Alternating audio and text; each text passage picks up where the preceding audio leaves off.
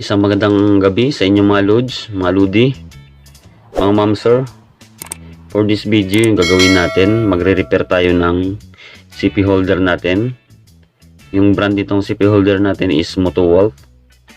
Itong Motowolf CP holder natin, with charger siya. Kaso yung charger niya, naputol na yung wire sa likod. Kaya imbis na bibili tayo ng bagong CP holder, itong CP holder natin, i-repair na lang natin. Bubuksan lang natin to sa likod, itong charging system ng CP holder natin. Tapos gagawin natin, babaklasin din natin to yung buong CP holder kasi maalog na to yung ano niya. Ito yung lock, maalog na siya. Kaya i-check natin kung ano yung pwede natin maayos dito sa loob para magiging compatible ulit yung CP holder natin or maayos na siya ulit. So ito na, umpisa natin yung pag-ayos itong CP holder natin. Umpisahan natin to ayusin dito sa charging system niya. Kailangan matanggal muna natin to yung hiwalay. Pero hindi natin to matanggal hanggat hindi natin matanggal muna yung mga screw dito sa loob. Papakita ko rin sa inyo kung saan yung mga screw na nakalagay nito. Naka-hide yung screw dito kasi nakatakip siya ng rubber. Andito yan. Isa dito, isa dito. Bali apat yung tornilyo nito. Tanggalin lang natin. So ito, tiklopin nyo lang yung rubber. Ito. May makita kayo dyan na screw. Yun, isa. Tatanggalin natin yan.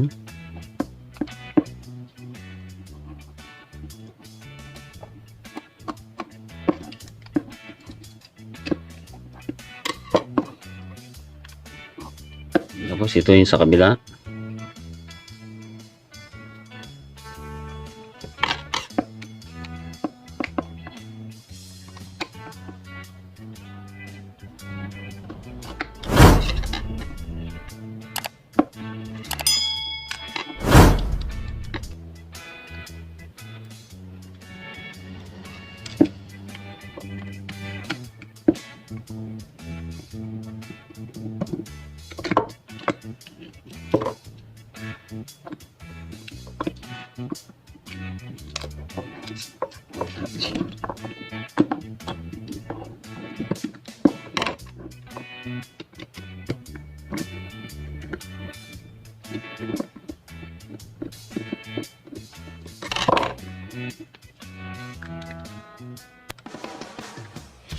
Ayan.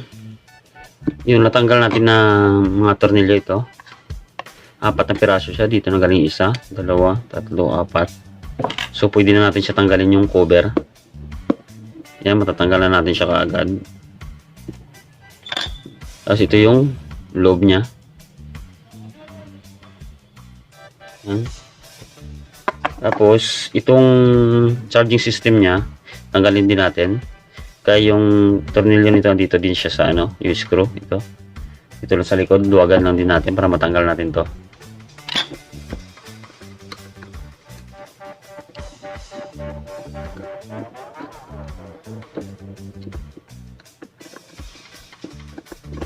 Hindi naman siya ganun katigas tanggalin. Kasi maliliit na naman yung screw.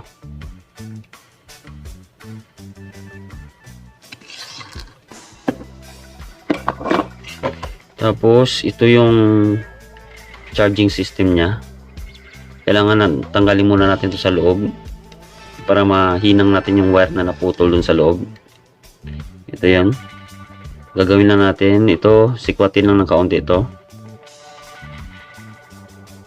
Ito yung sa loob ito.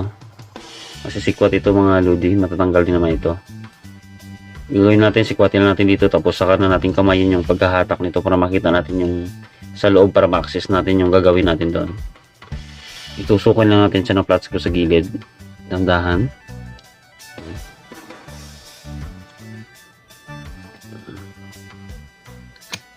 So ayan na, tanggalan natin. Ito yung itsura niya sa loob. Ayan. Hindi lang masyadong malinaw siguro sa cam. Itulak na natin kaunti para makita na natin yung laman sa loob. Yun. So ito yung laman ng charging natin. may putol nga na wire ito, dalawa. Kaya ang gagawin lang natin, papalitan lang natin to yung mga naputol na wire. Ginangin lang siya natin. Papalitan na natin. Tapos ito yung napili ko na wire na ipalit. Kasi wala na ako ibang mahanap na wire.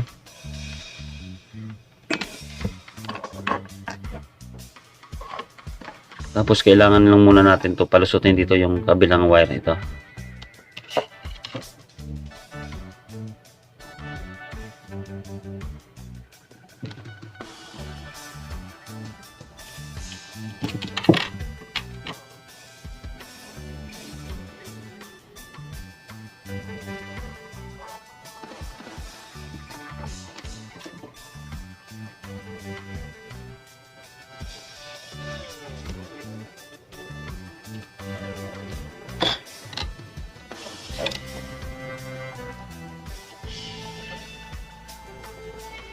Butasan lang natin siya para magsakto yung wire na ilalagay natin.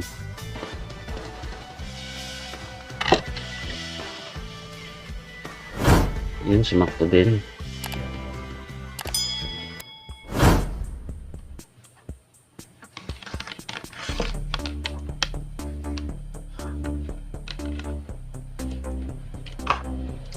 Tapos ito yung idudugtong natin dito sa dalawa. Ito yung isa, ito na gawin natin positive, ito yung pula. Tapos negative, ito yung isa. Gawin natin, hinangin lang natin. Itong sa wire niya sa loob, ito. Yan, may butas din to. Yung may butas na to sa gilid niya, yung ground, kadikit din to ng kulay itim. Ito yung naputol. Tsaka yung dito din sa kabila, kadikit lang nito. Kaya dito rin tayo maglagay sa kabila. So, gawin na natin. Gawin tayo na magsakto yung wire.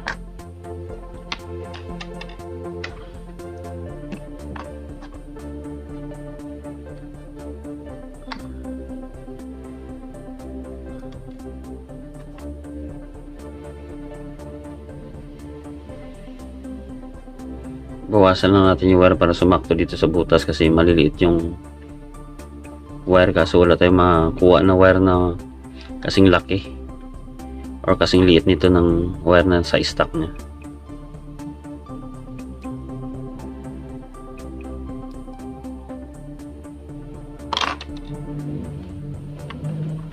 Yan, ito yung dito.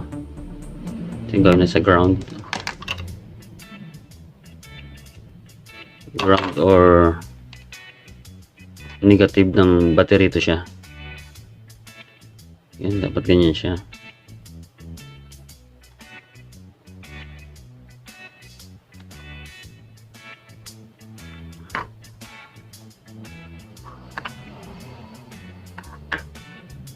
Tapos ito naman, susukat naman natin siya para dito sa kabila naman.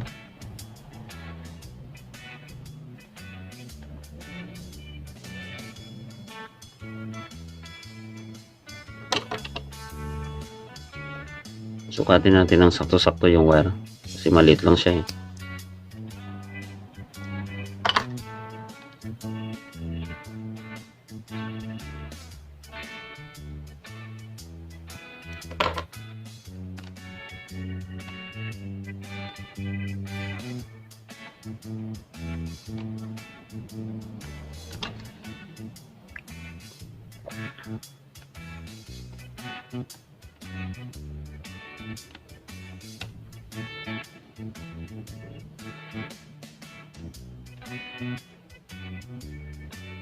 Sinusukat na natin. Ngayon hinangin na natin to.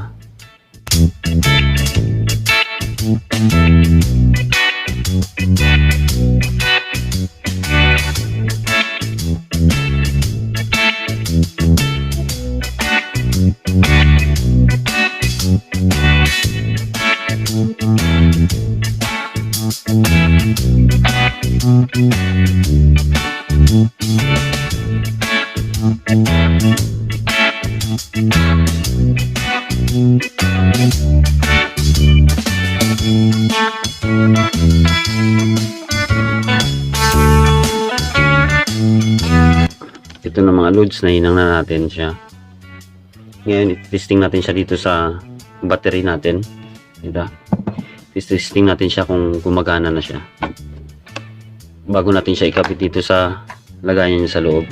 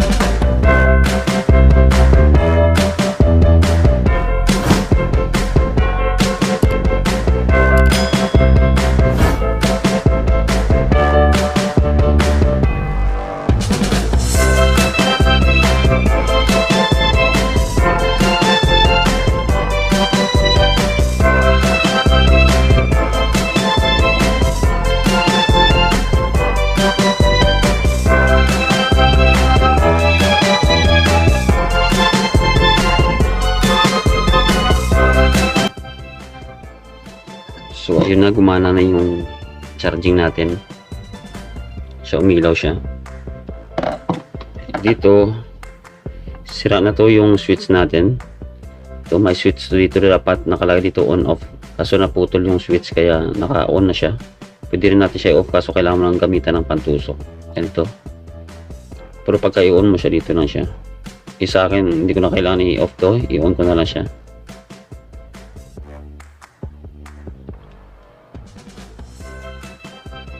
Yun. Ngayon, itry na lang natin ulit kung magcha-charge na siya. Kasi wala akong extra phone para subok natin kung gumagana siya. Kaya ito na lang yung naisip ko para matingnan natin kung gumagana yung charging natin.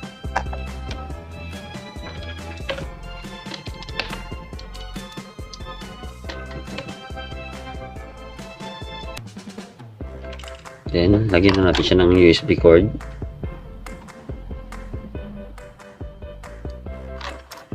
Tapos, ito-testing natin dito sa action cam natin. So, ayan ang mga loads. Ayan, gumana na yung action cam natin. Tsaka ito yung indicator niya, yung kulay pula. Na nagcha-charge siya. Pag tinanggal natin to, hindi na to siya magcha-charge kasi wala na siya connection. Ayan, ayan, saksak natin ulit. So, ayan na, gumana siya.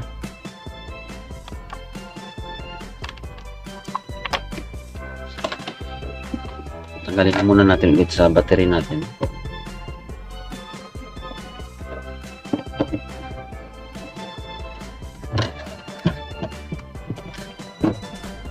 Tapos saka naman natin siya ibalik dito.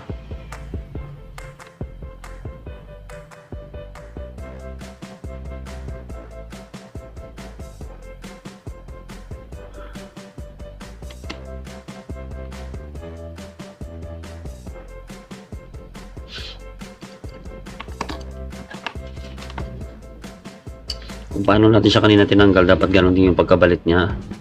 Ganito yan.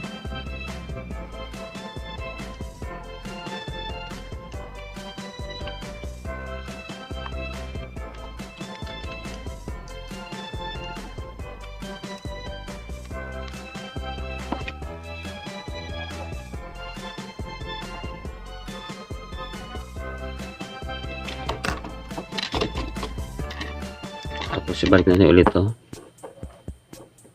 Yan, ito na yung nilagay natin.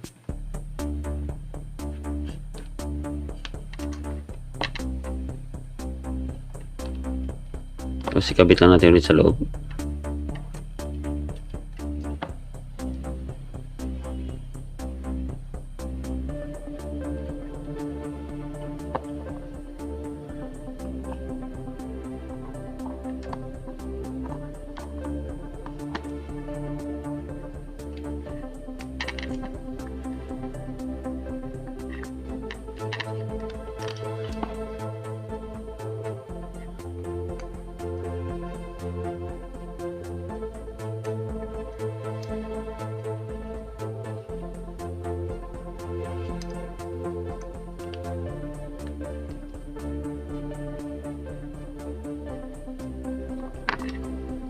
Para makasigurado tayo na hindi ito basta-basta mabunot, lagyan lang natin siya ng glue para kahit na mahatak-hatak to sa labas, hindi siya mapipirsa yung nakahinang natin.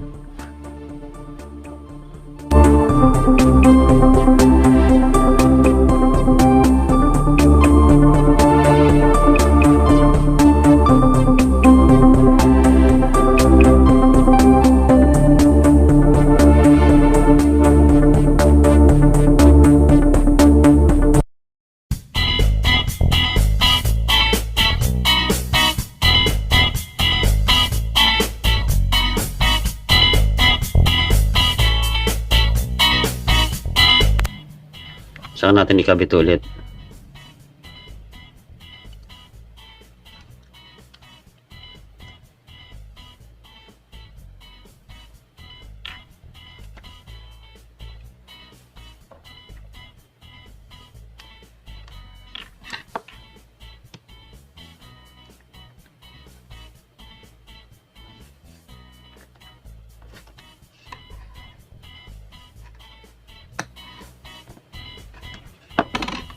Ayan na, nakabit na natin.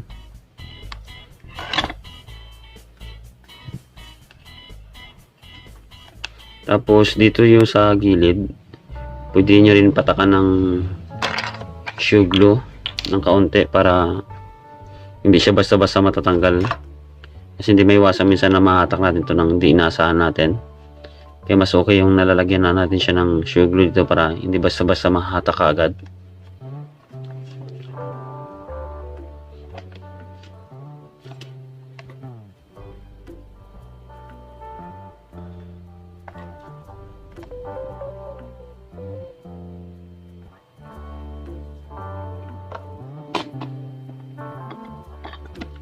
So ito na, natapos na natin yung charging system natin. So ibabalik na natin siya ulit dito.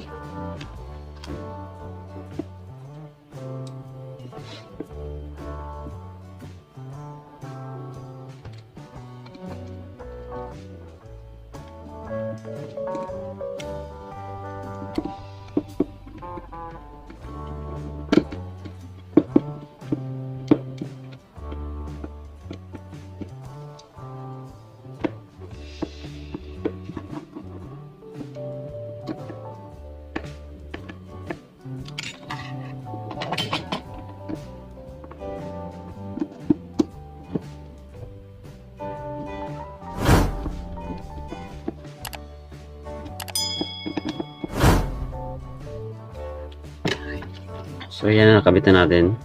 Tapos ito na yung wire, naka-ready na rin.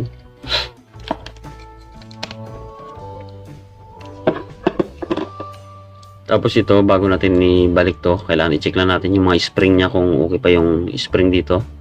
May tatlong spring ito sa loob, kaya i-check natin yung mga spring, tapos unatin natin para maganda yung pagka-play niya, na hindi siya maalog pagka tumatakbo yung motor ninyo, hindi siya maingay.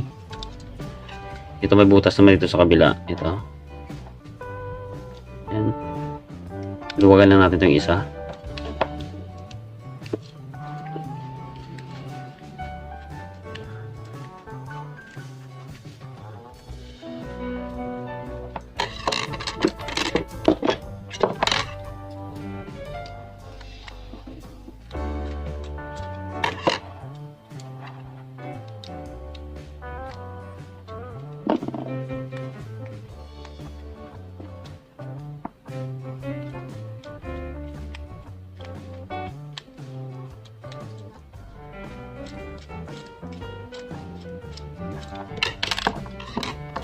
Ayan, tanggalan natin. Tapos itong spring nya, unatin lang natin para humaba ulit.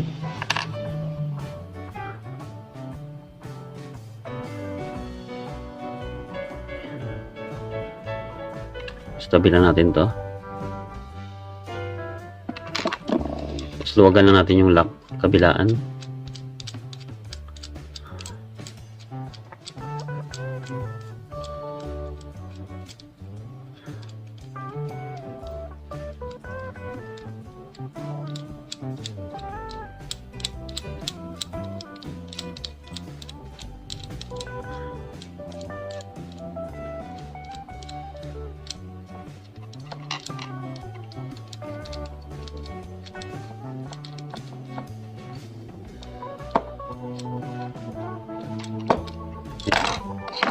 Yung pag natanggalan natin yung kabilang side, itong dalawa na to yung may spring, tanggalin din natin para maunat natin yung spring bago natin ikabit ulit pabalik.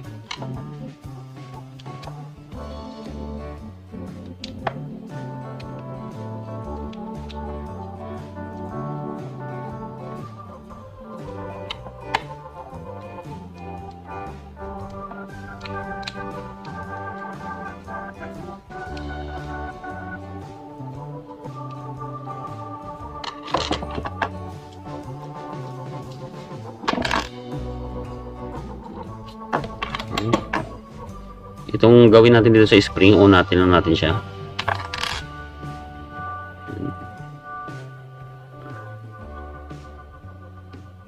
Ganyan din yung isa.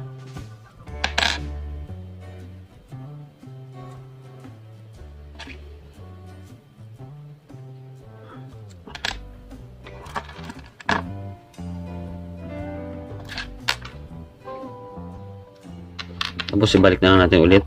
Kung paano natin tinanggal kanina, ganun din yung pagkakabit. Pwede niya rin ito lagyan ng grasa mga lodi para hindi masyadong mabilis kalawangin kasi nababasa ito pag naulanan.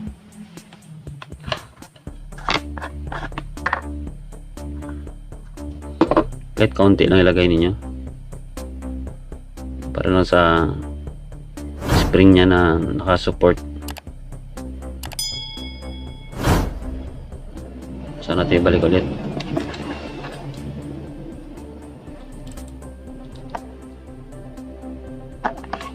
Ito yung isa.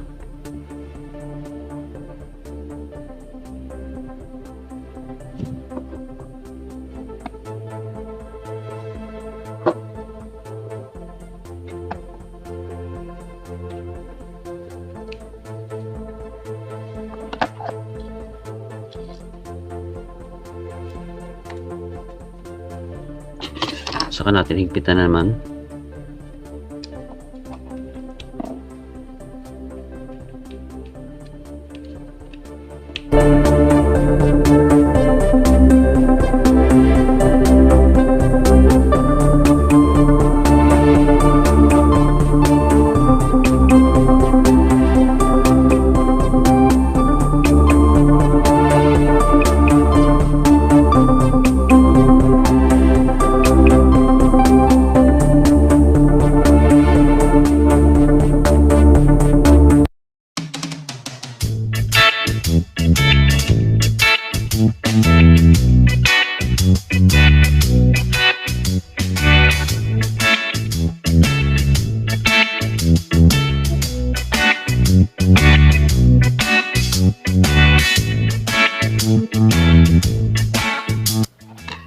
Tapos pag mahigpit na, saka naman natin ikabit ulit yung isa. Ito yung partner niya. Ito na ulit. Lagyan na natin ng grasa ulit.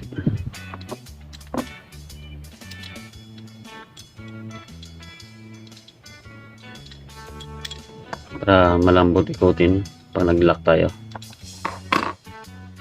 Saka din dito sa kabila.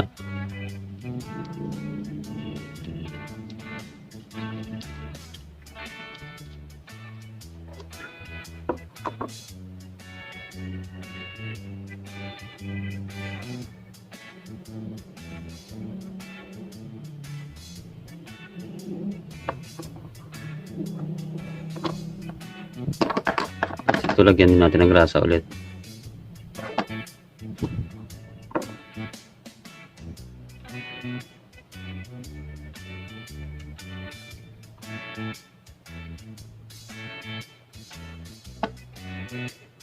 Hindi mabilis kalawangin yung spring natin. Kasi pag naputol yung spring natin, maingay na siya ulit pag tumakbo na yung motor natin.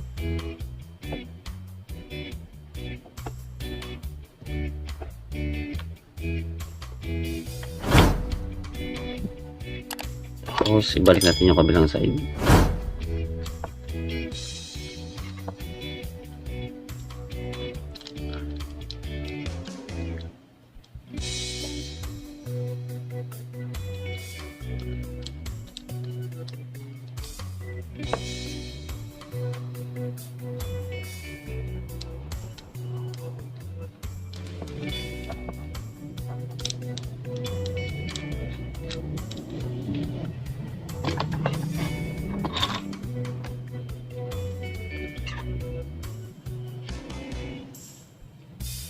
Malambot na siya ikutin, lalo na pagka mayroon na siyang grasa.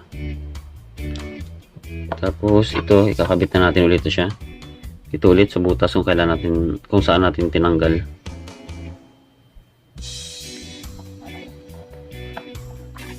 Yung kinabit natin kanina dito siya sa butas, tapos lulusot siya dito, tatagusin siya dito sa kabilang side. Para ito yung isa, dito siya nakadikit.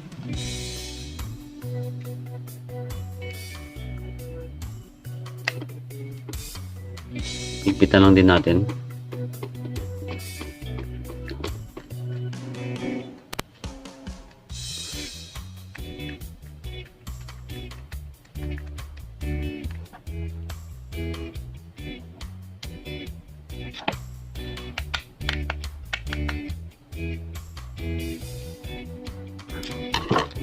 Ayan na, nakabit na natin ulit siya mga lodi.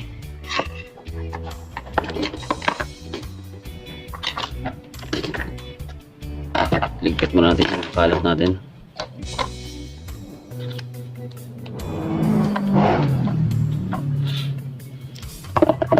So ito na, nakabit na natin siya. Malambot na siya ikutin basta may grasa dito sa loob.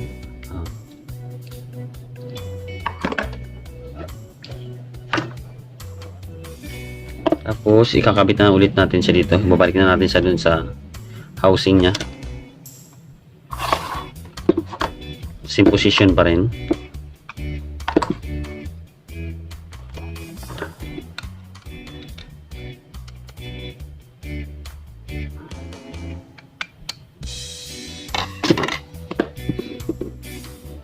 Ganun pa rin yung pagkakabit nito.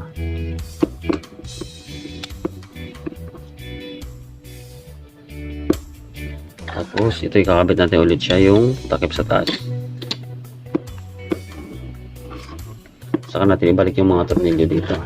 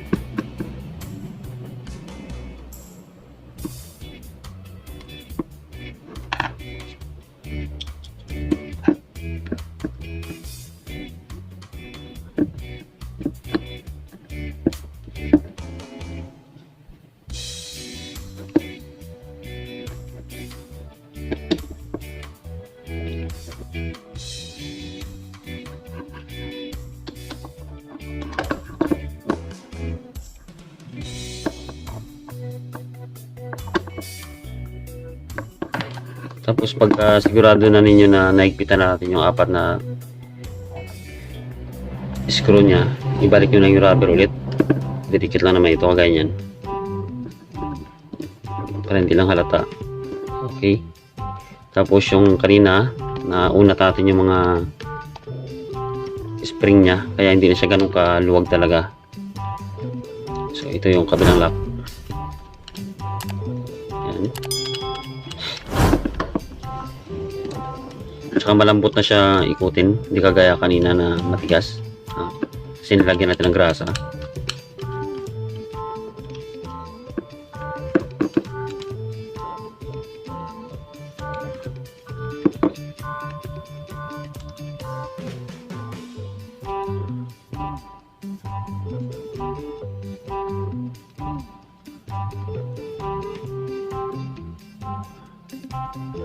Ito na yung finished product natin. Ngayon, ititesting na lang natin ulit siya dun sa charging natin.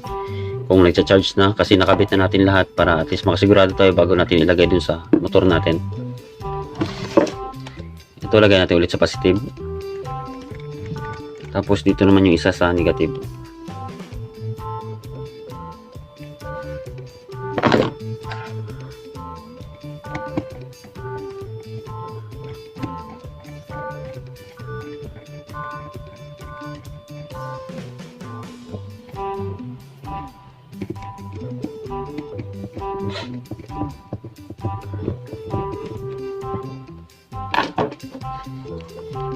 Ayan siya, umilaw. Ibig sabihin gumagana siya. Subok natin ulit sa action cam natin kung magcha-charge.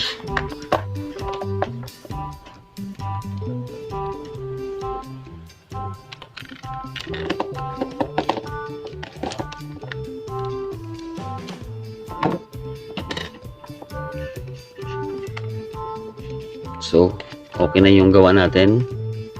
Sana makatulong tayo sa inyo mga Lodi. Maraming salamat. Hanggang dito na lang yung video natin.